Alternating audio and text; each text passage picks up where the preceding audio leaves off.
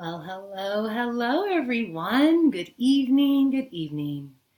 Welcome to our new show on the I Love Rescue Dogs page, Facebook page. I'm so excited to be here with all of you and to get to know a whole bunch of new friends. My name is Amanda Ree, and I am the founder of Sama Dog, an organization that shares well-being for dogs and their humans. I'm also the founder of Soul Playmates, a dog rescue organization, and I'm based here in San Diego, California. And I will be sharing with you a weekly show from here on forward. Thank you so much for being part of the kickoff. And so every Tuesday evening at 5 p.m. Pacific time, 8 p.m. Eastern time, we'll be gathered here and talking about our favorite topic, which I can assume is yours as well, rescue dogs. As you can see, I'm quite the dog lover and pretty decked out for Christmas over here. So just decided to kind of go with it. My husband especially is into Christmas decorations, as you can see. And I definitely want to introduce my friend this evening, my dear beloved dog, my rescue dog, Maya. You can't really see her eyes very well because she's very black. Hi, Mooey Mooey. You know, we've always got all these little nicknames for our friends. So this is Maya, and she is really a muse, a deep inspiration in my life, and I'll tell more about that story a little later. And she came into our life about 5 years ago, and she's about 6 years old now as a rescue dog, and she's a cockapoo, and she really is the inspiration behind so much of the work that I do. So I'm just going to look at the page. We're hooked up through the computer, so when I'm looking over to the side here, I'm seeing our own feed. Not trying to be rude, and look at my cell phone while we're chatting. But it's great. There's some of you are with us. Forward to it. Fantastic. I see that some of you are tuning in. So some of my followers or fans through Sama Dog or through Soul Playmates, as you tune in, I'd love to hear from you. And if you watching will be willing to share this, that would help us so much to put this information out into the world even farther and wider. As we all agree, I think that the love of dogs is something that we feel deep in our heart, and many others do, and it's a beautiful, like-minded community that can come together in this conversation. So, as I said, I'm really excited and very, very blessed to be with all of you and to be able to share this wisdom. So with my work, I do a lot. It's all about holistic well-being for dogs and their humans.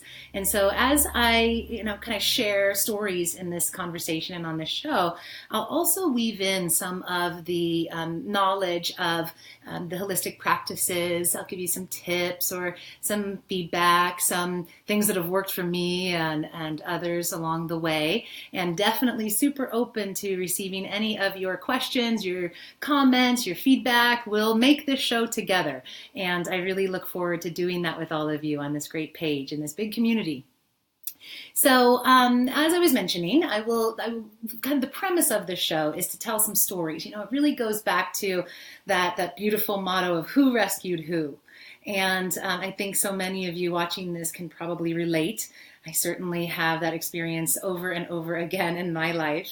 We, with Soul Playmates, our dog rescue, and through several other dog rescue organizations in San Diego, we have fostered many dogs in this home. I think we're up to like 35 or so at this point. We put all their paws on the wall in the kitchen, and we, right before they leave the house, we paint their paws and put them up on the wall with the dates that they were here. So I'm positive there are many of you on this or would be watching the rebroadcast or the recording of it that have fostered dogs.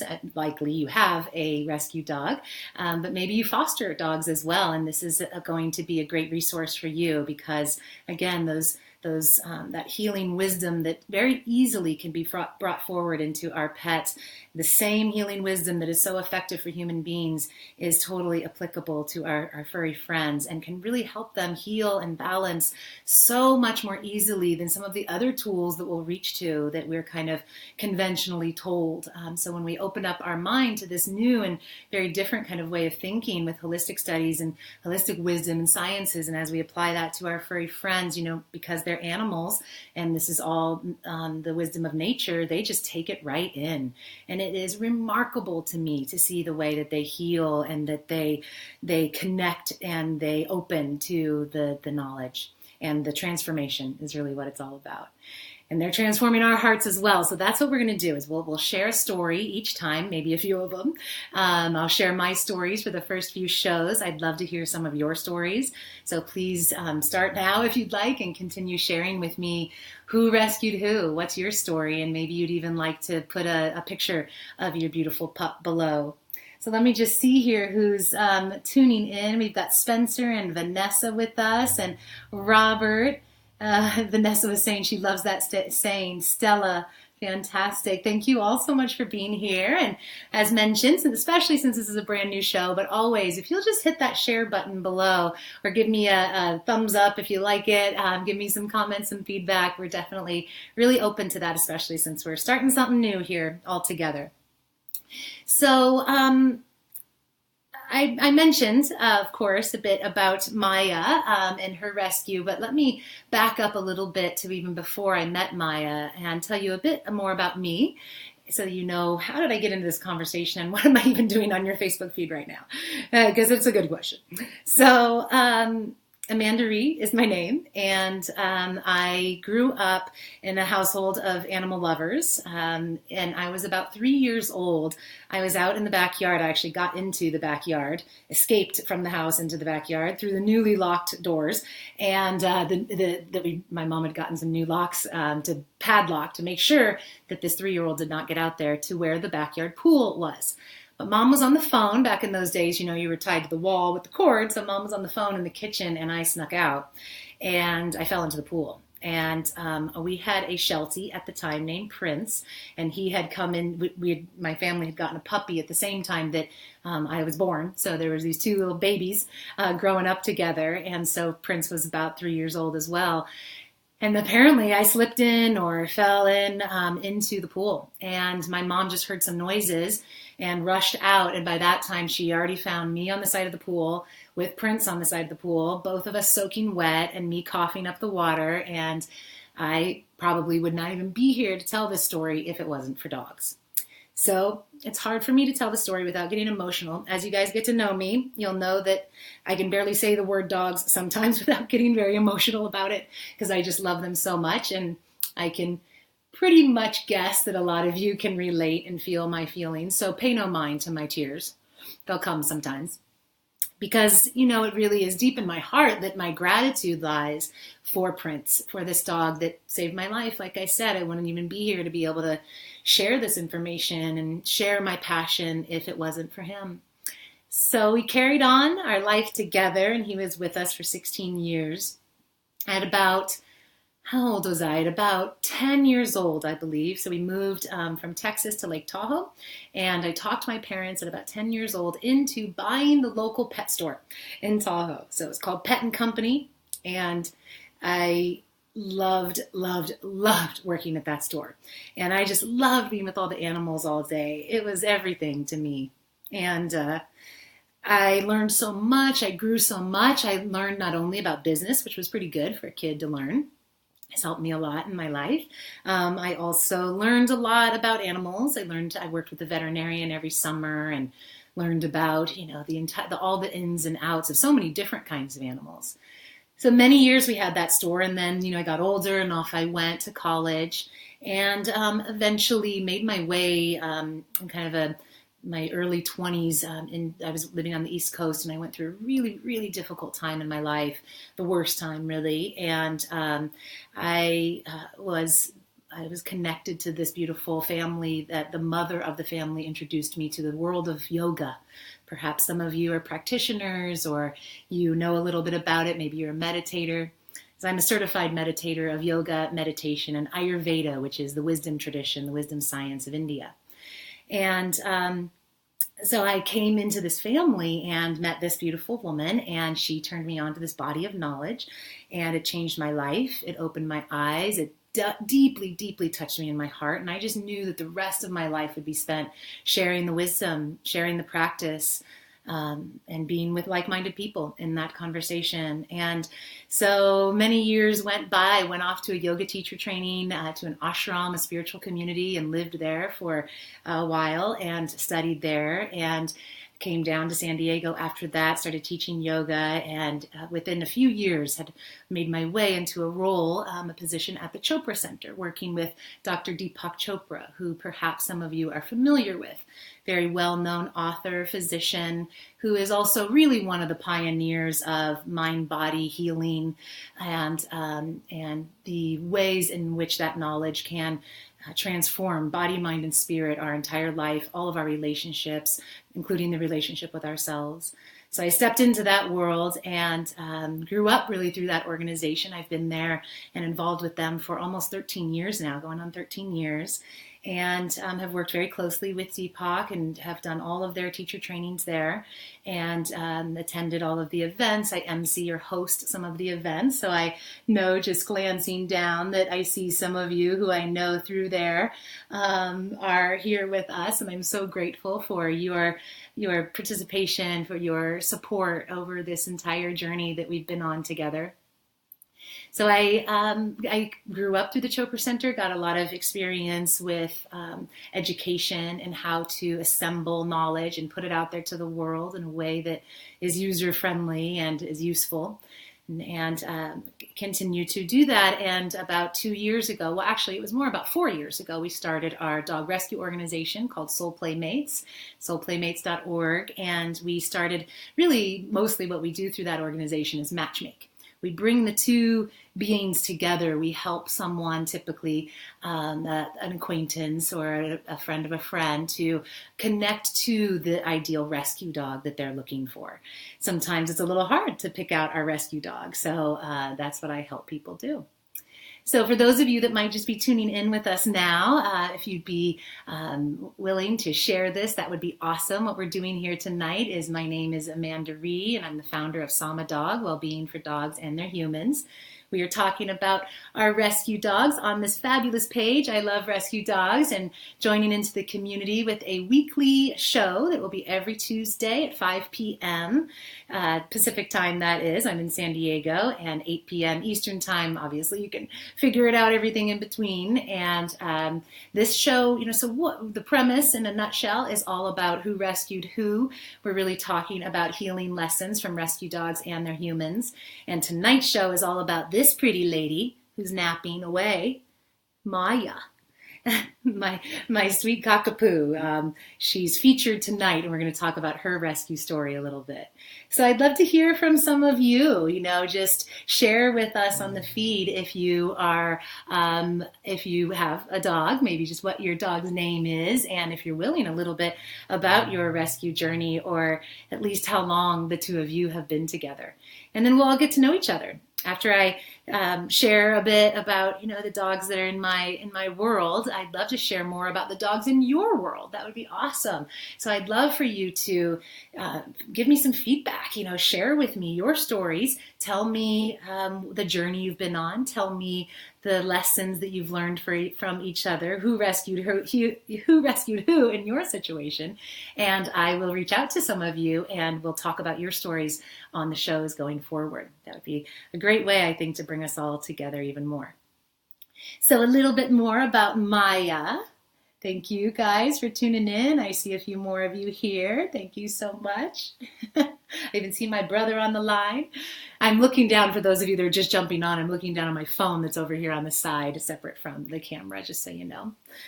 So let's talk about Maya a little bit.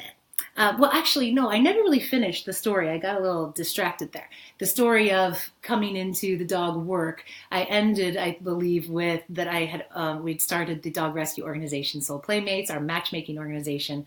And then after doing that for a couple of years, I really saw the way that the knowledge that I had gained through the education and the experiences that I had in holistic well-being and natural healing, I saw the way that this could apply to animals in such a powerful way, and be so useful and powerful for them, and therefore wanted to spend more time doing that, wanted to help you get that information and many, many others all around the world, most importantly to be able to help our dogs.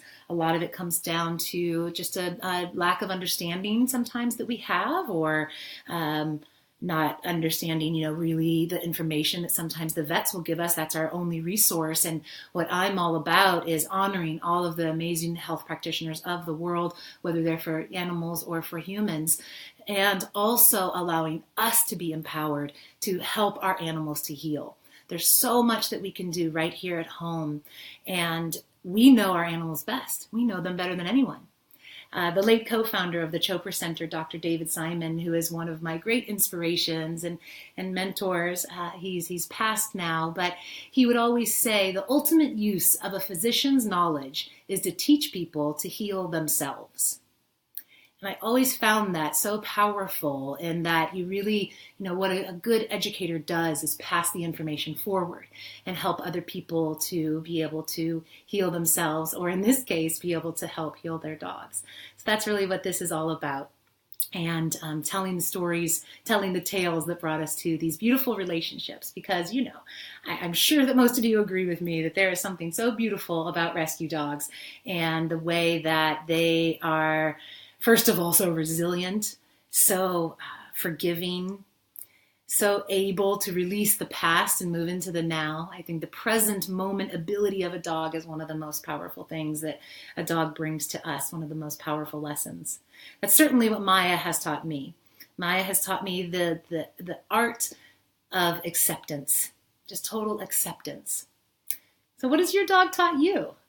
Put it into our comments. I'd love to hear and kind of help our conversation to unite. I really want to create this two-way street, not just me sitting here talking, telling stories. Obviously, we'll kind of start here. But as time goes on with our weekly show, I'd love for this to be really dynamic and to really help a lot of you get your wisdom, your experiences, and your inspiration out into the world as well. I'm just going to check and see here. Very good. Yeah. See a few of you commenting. So definitely, if you have any insights or connections of lessons that your dogs have shared with you, your rescue dogs, please share it with all of us. We'd love to hear it. Maya is my inspiration of acceptance and being. So what's Maya's story? Let me tell you a little bit about that who rescued who experience. So Maya, as I mentioned earlier in the show, has been in our life for about 5 years.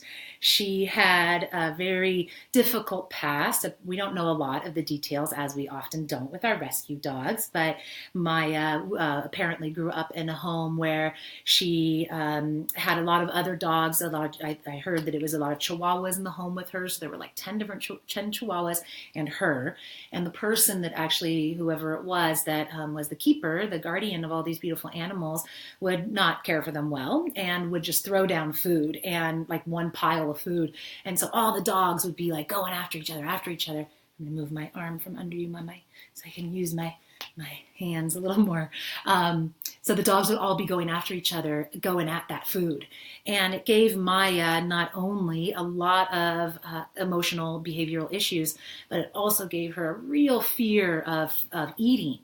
And for the particular type of dog she is, which is just a dog that's very light and dry and kind of airy and thin in its nature, that disconnect from food, that fear around food, is definitely not a helpful thing, because, she's not the most stabilized or consistent with her eating anyway. So that kind of created, I'm sure, part of that in the very beginning. And so when we got Maya, she was about a year old, and she was so matted, and I know that you all have these stories about your dogs as well. I look forward to hearing them. I really do. And so Maya's story is that she was so matted. I mean, she had like 2 to 3 inches of solid mats, and they were like, it was weird. It was like that reddish color, and she's obviously a pitch black colored dog. And that reddish color, that who knows what it even comes from, the the health practitioners were suggesting that maybe it was from chemicals that she'd laid on, or maybe she was kept in the sunlight and it kind of bleached her hair like that. We don't know what happened, but the mats were so tight that they had to literally, almost every hair in her body had to be removed down to the skin. She was shaved like a little rat. And that's the way we met her. I remember it was around Christmas time, actually, and she had a Christmas sweater on. So it was just this little naked head and this little naked tail and naked legs with a Christmas sweater on. And we just fell in love with her right away, her happiness, even though she had been through obviously so much. The foster home had only had her for, I think, like 2 weeks or something. So it took a long time for her hair to grow back and a much longer time for her to adapt to a healthy and happy way of being. But we did eventually get there after a lot of phobias, and one of the things that I thought I could do in this conversation is make a few suggestions, just kind of share some of the methods that we use to help balance Maya's anxiety and fear, and really just a general ungroundedness overall. So I'll share those tips. But so we took her in, and she was not a fan of other dogs for a while, and she really was, she was very... for lack of better words, I guess she just was very empty. I would say like the lights were on, but no one was home with Maya. She just she didn't have any differentiation, it seemed, between love and praise and affection to guidance and training or reprimand. She had no idea, one or the other. It just was very confusing for her. So it was difficult to train Maya and to get her back into a place of feeling more balanced and more healthy. But she eventually got there, and that continued on for a couple of years, really just building, becoming more consistent in her ways. And then she was probably about 2 years old when she went into a downward spiral, really, really bad, terribly bad. And what I mean by bad is she had plucked out, she was a nervous wreck. She was just couldn't sit still, constantly chewing and gnawing and whining, never ever was able to just sit still like she is now. Just fidgety, chewing on her feet, licking, creating hot spots. She had plucked off one by one every hair on her entire belly. Her pads of her feet were raw. She had ear infection. She was swollen. Her gums, her eyes, her lips were all swollen. We had taken her to the vet many times, of course, and could not get any sort of answer as to what was going on with her except for severe allergies, is what they kept saying. She was on extremely high steroids and antibiotic dosages, and nothing was getting better for Maya. She was doing nothing but getting worse and worse and worse. And it was extremely difficult, I have to say, to sit there and watch that, as surely some of you have. Your dog either becoming ill or toward the end of their life falling ill, and that experience you have of hopelessness, of the desire to want to help them, but really not knowing how or where to go, and the resources that you're reaching out to don't have the answers for you. In some cases, especially those medicines, are just making them more sick. In some cases, not all cases, of course, but certainly sometimes. And that definitely was Maya's case. So it took a little insight from my husband to help me realize that I too had a terrible imbalance at that time of nervousness, anxiety, sleeplessness, worry, fear. And I didn't see, until he helped me, the reflection that was happening between Maya and myself. I did not feel what I love this term called mutual healing, or the mutual experience that we had as an opportunity for both of us. And once my eyes were open to it, I saw that exactly how she was acting was how I was feeling. So perhaps some of you listening to this have had an experience like this of your own. Maybe Maybe you have also had an ailment, physical, emotional, mental, even energetic, that you feel like your dog has had. Maya's not the only one. You'll continue to meet our pets on these following shows, and I'll share more about their stories. But I will all the time have experiences that I'll come home, like I hurt my foot one day and I came home and my dog's limping. And I think a lot of us have had that where there's this reflection, this mirroring of our pets and us. They say that our dogs look a lot like us or can look like us, and certainly they do in some cases. And it's not just skin deep, right? It's so much deeper than that. So for some of you that are joining us right now, my name is, or have joined us recently, my name is Amanda Rhee. I'm the founder of Sama Dog, Wellbeing for Dogs and Their Humans. This is my dear friend Maya, and we are kicking off our launch show that will be every Tuesday, 5 p.m. Pacific time, 8 p.m. Eastern time, right here on the I Love Rescue Dogs page. We'd love to create some really powerful community around this show, so we're so grateful for any of you that are watching. If you'll share it, comment, give us any sort of response, because it's just the way that momentum, as you know, with Facebook, the way it works, that engagement and that momentum just helps us get this word out even further and wider, and we can help more dogs and touch more hearts in the meantime. So what this show is all about is the experience of healing lessons that are learned through our rescue dogs and humans. And tonight we're talking about Maya, and going to now dive into a little bit around anxiety, which is what Maya had a lot of. You wouldn't really be able to tell by the way she is now, so kind of calmly laying on my lap and so peaceful. As I mentioned, she never ever was like this before. We just had a good friend come and stay with us for a few days actually, and she too was watching Maya the other night. She's like, I've never seen Maya ever like this. She's so calm. She's so easygoing. She's so relaxed and peaceful. And those were just not words that you would ever use to describe Maya before. So, of course, she's getting older, and that's what happens as time goes. But definitely her personality and her peace within has changed dramatically. And the health of her body. I was telling the story around how she had plucked off all her hair, her feet were bloody, she was constantly whining, and she was extremely restless. So as I noticed that experience in her reflected in me, I said, then we're doing this, girlfriend. We are doing this together. We are on a healing journey. We are going to, everything that I do, I'm going to do for you in some way, shape, or form, and we're going to help each other to heal. And we did just that. And I'll share with you just a few of the things we did. We did a lot of things, and I know that a big part of it is intention. And so, of course, we have a whole range of people watching us and engaging in this community. So I won't make assumptions thinking you know what I mean by all of these various words and terms that I may use. But intention is a deep, powerful, spiritual awareness that our thoughts become things. The seeds that we plant do germinate and grow into a reality, a manifestation of what we want to see in our lives. You probably heard the story where attention, or the term where attention goes, energy flows, and recognizing that what we think about, sometimes that's exactly what we create. So being mindful of what we think and what we intend, what we wish for, you could say.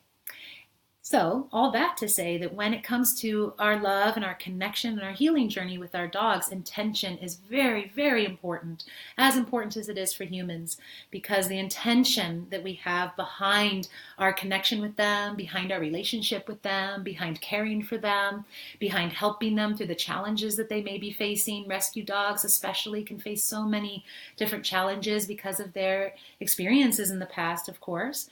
And when we have those kinds of various experiences, the best thing that we can do for them is set a clear intention for healing and for a journey of improvement and growth in their vitality and in their way of being, and overall in their life, and overall in your life. Because if we have a crazy neurotic dog that is, causing a lot of trouble, that can have a huge impact on our lives, and of course an even larger impact on our dogs' lives, because so often, as you know, those involved in rescue, a lot of times those dogs will go back to the shelter, get kind of pushed out of the home because of the imbalance, the behavior problems, the tendencies, the bad behaviors that they might have, and there's so much that we can do to help that. So just wanted to share once again what we're doing here. My name is Amanda Rhee with Sama Dog, Wellbeing for Dogs and Their Humans, kicking off a weekly show every Tuesday, 5 p.m. Pacific time, 8 p.m. Eastern, all about healing lessons from rescue dogs and their humans. Tonight we are talking about who rescued who and sharing the story of my beautiful pup here, Maya, who keeps going back to sleep, and I keep waking her back up. Here she is, Mamai. Mui Mui Patui is her nickname. Don't we have the most hilarious nicknames for our dogs? I would love to hear some of your nicknames that you have for your dogs. So share with us, will you? Comment below and let us know you're here. Share a little bit about your dog, maybe your funny nickname that no one understands but your family and your dog, but that's okay. So what I wanted to dive into now is a little bit about how did we help Maya to calm and to relax? How did we help her to ease her anxiety? So one tip, one place to start with, and this is good for all dogs, not just dogs with anxiety, but especially dogs that have that ungrounded nature, is to ground them again. And how do we do that? We can do that with really good nourishing food that is warm and moist and a little heavier. And in general, kibble, so that's of course our dried pellet dog food, in general, kibble is about 17% moisture, where dogs need about 75% moisture in their diet. And therefore, if we are only feeding our dogs kibble all the time and just kind of tossing that in the bowl 2 times a day, we are severely dehydrating our dogs. And over time, of course, for a little while, that's kind of okay. Their body compensates, but over time, their body cannot compensate anymore. And it starts to break down the various organs and degrade over time. And especially as they age, things can start to not work so well anymore, and illness can set in. So first and foremost, let's hydrate our dog's food a lot. This will help a dog become more and more and more grounded. So you can just literally add filtered water. That's a side note, by the way. A lot of the clients that I'll meet with, we go over everything in detail, but I'll learn from a lot of my clients that they just feed their dog tap water.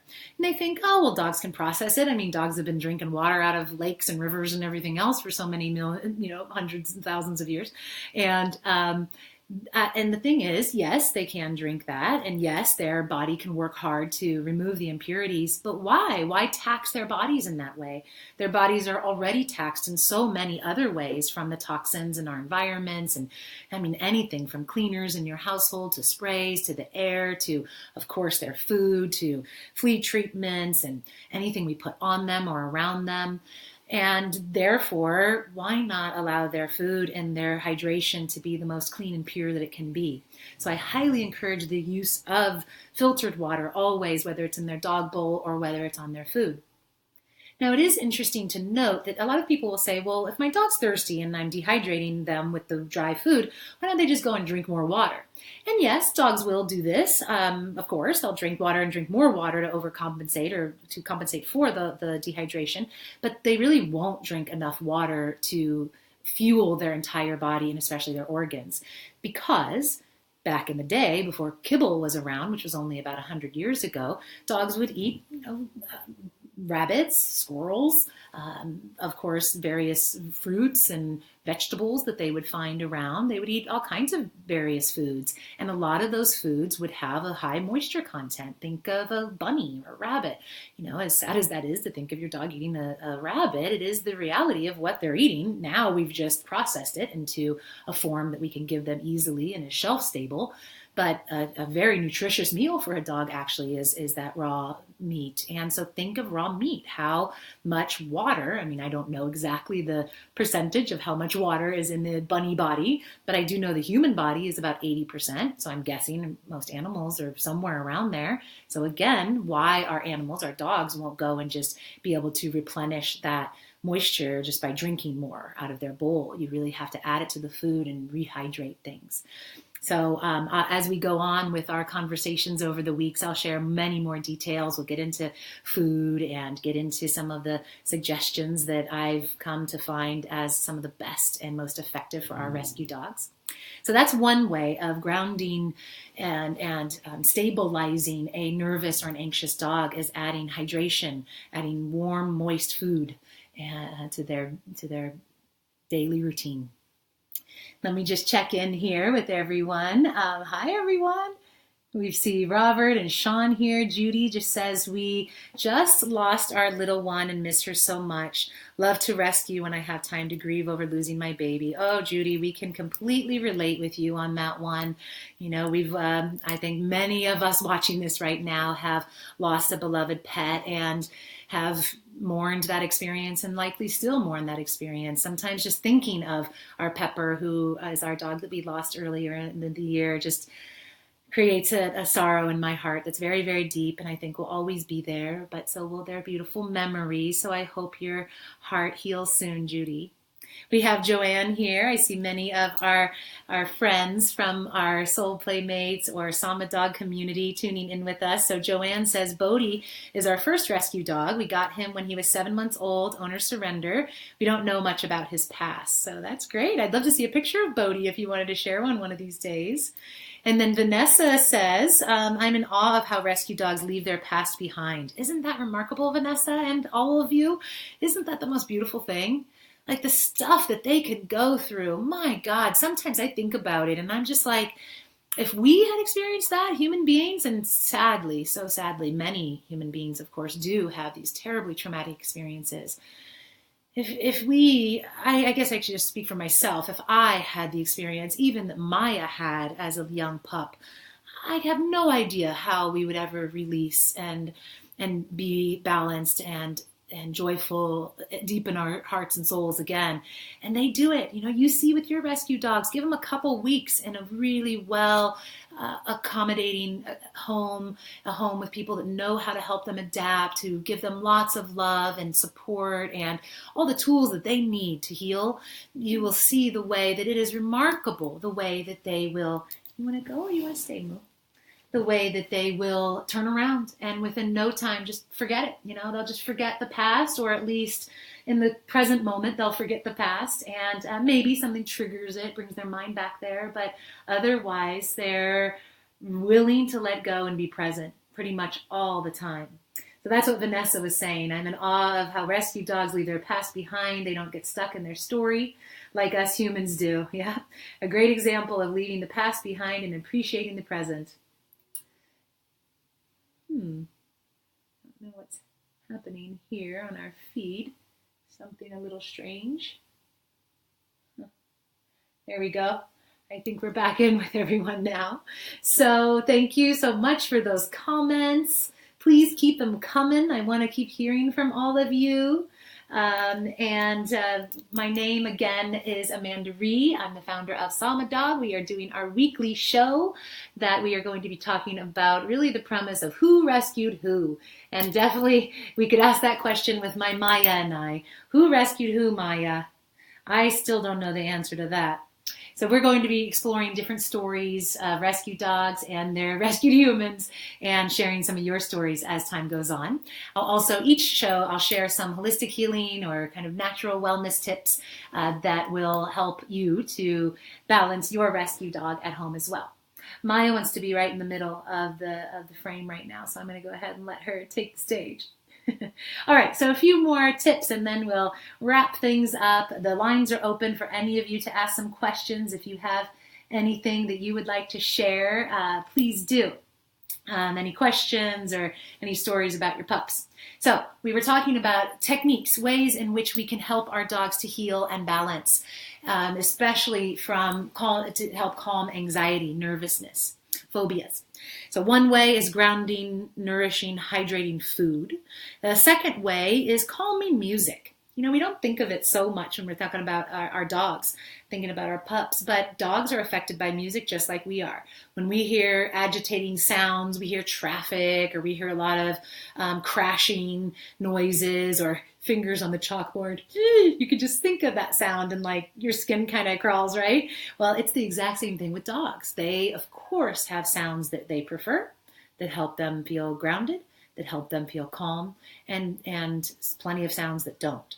So another way to calm your anxious dog is to bring in some sounds, some music that help to the physiology, the mind-body connection to calm down, to release, and to relax. So some classical music. You can even actually nowadays with YouTube, they've got some great channels that you can go on there and just Google help my dog, music to help my dog relax, or music to soothe anxiety, and you will find many different videos on there that you can play for your dog, some of them even 9 and 10 hours. So keeping in mind to keep this noise, especially when your dog is having anxiety, keep this noise, this chosen noise, this sound or music in their environment all the time. Just background noise, or especially if you're leaving, when you leave the music for them near their, wherever they stay, in their crate or in a certain room or in the living room, wherever it may be. So leave that for them there, and let that play. And definitely using noise when you need to cancel out the sound of another sound that is being heard by your dog. For instance, fireworks, road construction that's happening.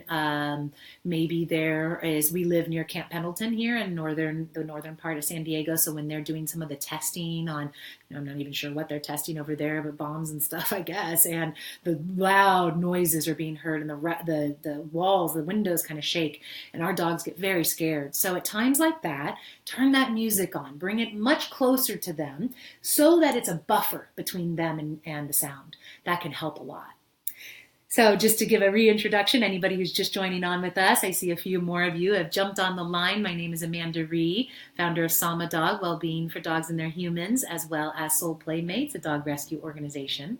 This is Maya, our rescue pup, who's about 5 years old, and actually she's about 6 years old. We got her at a year old. We got her about 5 years ago.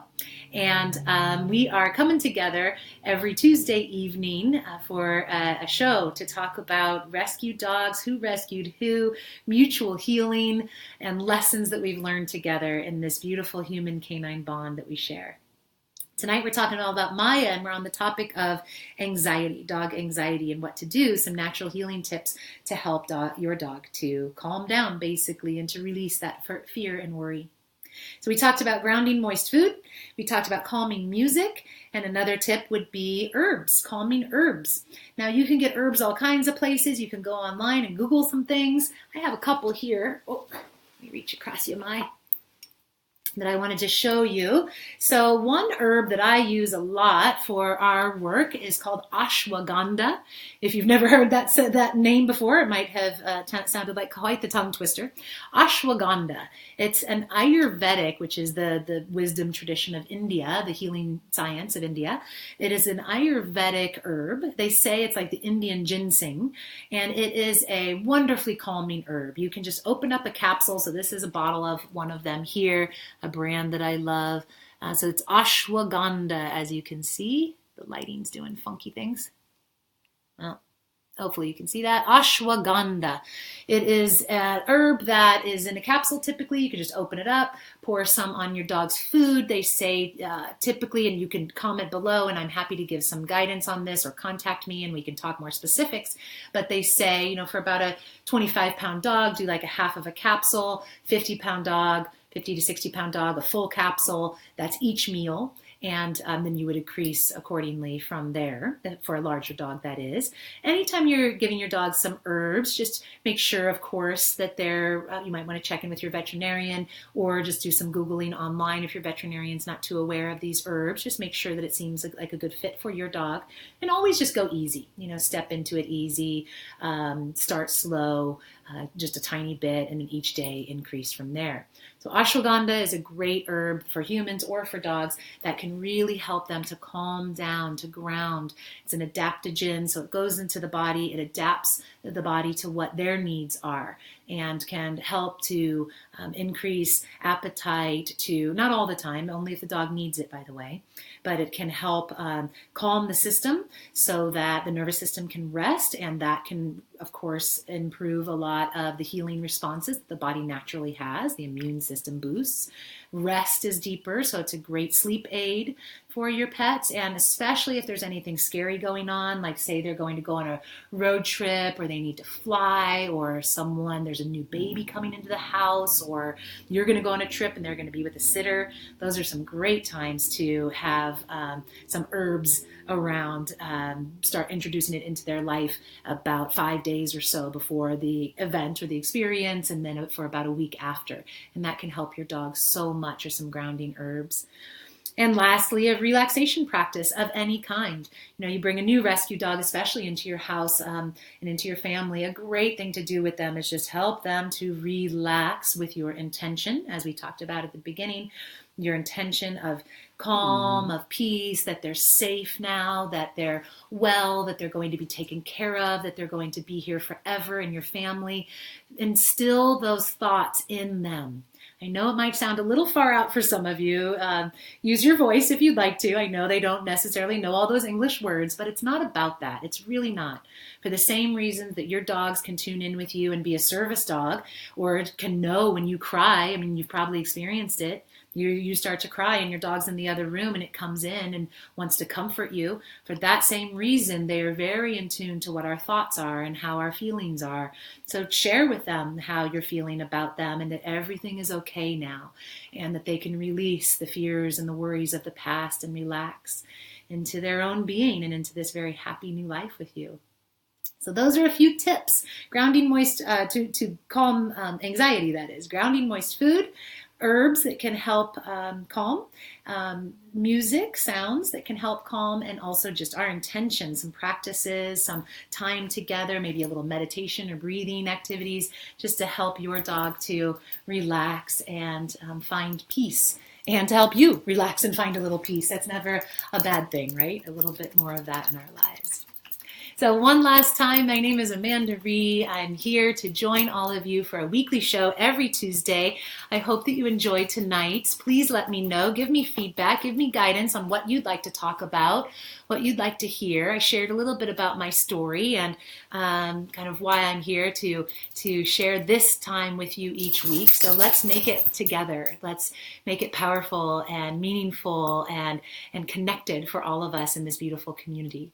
Thank you all for tuning in with us tonight. I want to recognize a few of you that were on with us, Robert and Sean and Tina and Spencer.